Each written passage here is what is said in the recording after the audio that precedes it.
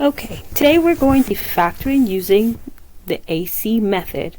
And it's called the AC method because in the standard form of the quadratic equation, we have ax squared plus bx plus c.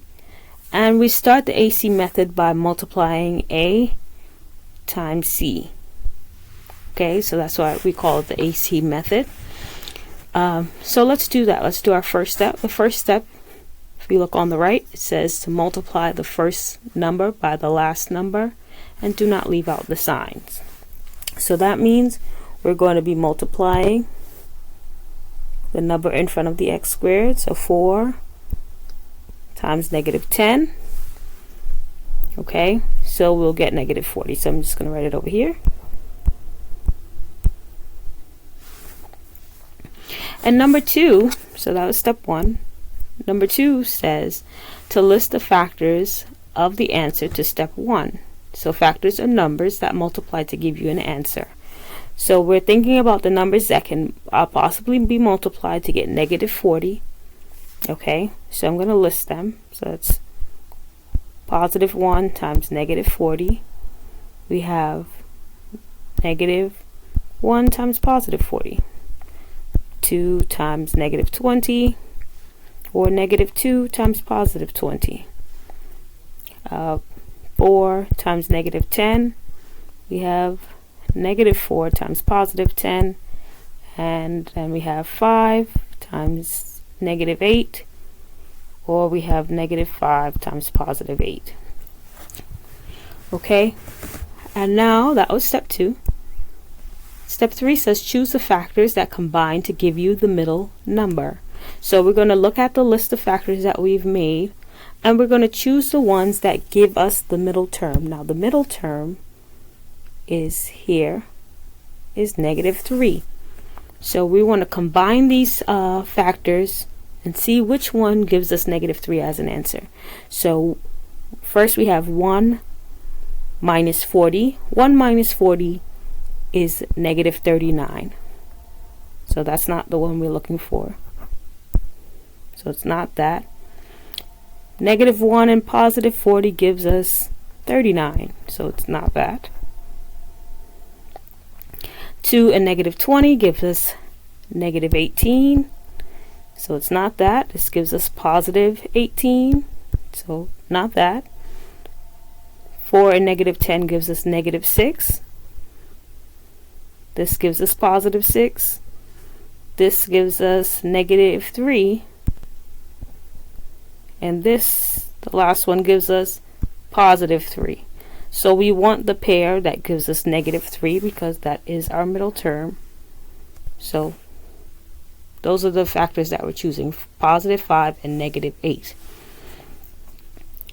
Okay, so that is the third step we've completed. Now we're moving on to the fourth step. It says rewrite the problem, replacing the middle term with what it is equal to. So if I do that, I'm going rewriting it. So I have 4x squared. I'll still have minus 10.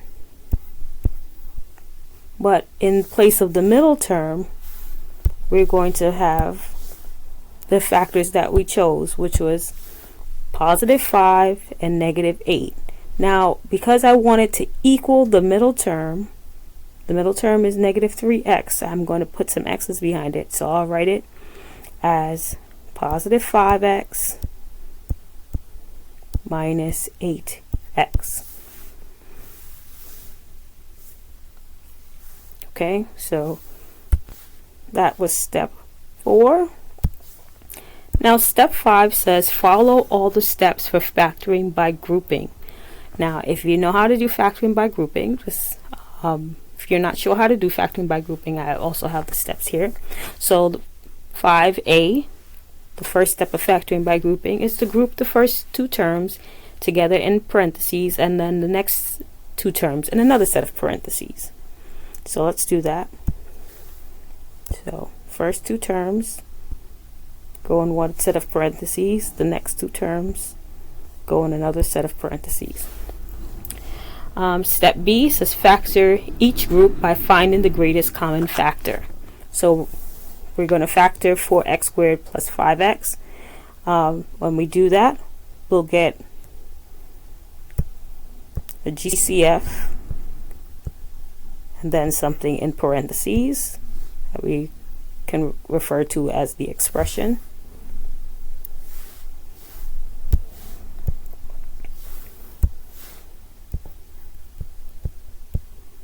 And then we'll get another GCF for the second group and something in parentheses that we'll call an expression.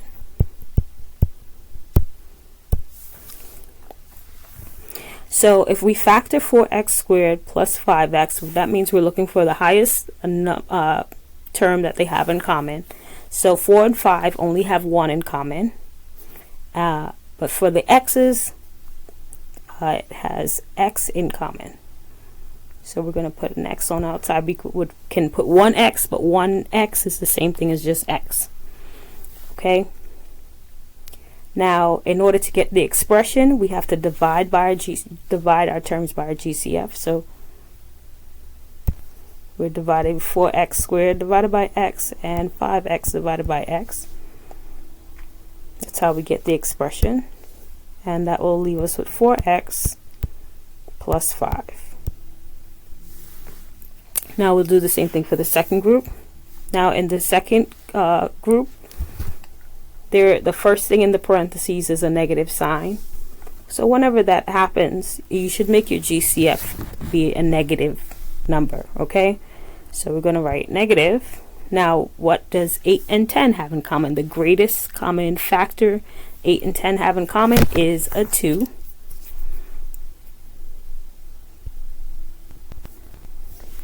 For the letters, they only 8x has an x, the 10 doesn't have an x, so we don't say that it is common. Now again, in order to get what the expression is, we have to divide by our GCF. So we're dividing by negative 2. Okay, negative 8 divided by negative 2 gives us positive 4, and we keep the x. And negative 10 divided by negative 2, negative divided by negative is positive. 10 divided by 2 is 5. Okay. So that was, we're working on, that was A, and that was B, we just did. The next C says to make sure your expressions are exactly the same. So the expressions, the things that we have left in parentheses, must be exactly the same. That's kind of like a checkpoint to make sure you've done it correctly. 4x plus 5, and this is also 4x plus 5. If you get something different, that means something went wrong, and you need to go back and check your factoring, or check the numbers that you chose. Okay. And finally, assemble your answer by putting the GCFs in one parentheses and the expression in another. So finally, at the end, you're going to have your GCFs in one parentheses and the expression in another set of parentheses. So our GCF is x minus 2. That's what we got here and here. And our expression is the thing that we got twice in parentheses, which is 4x plus 5. And this is the final answer.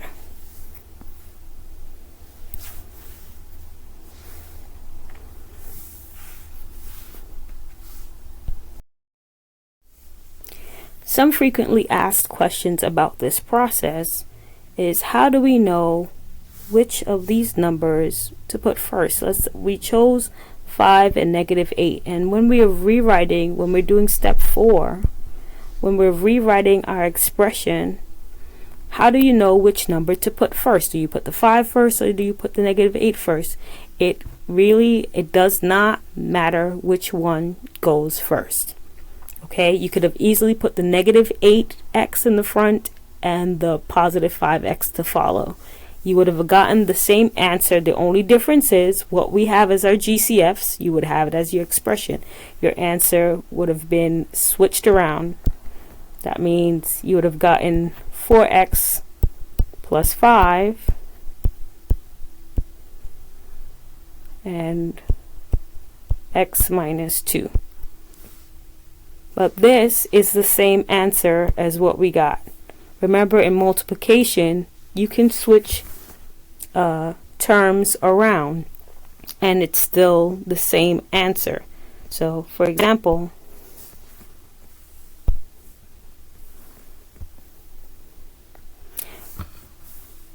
for a simple example, we can think of,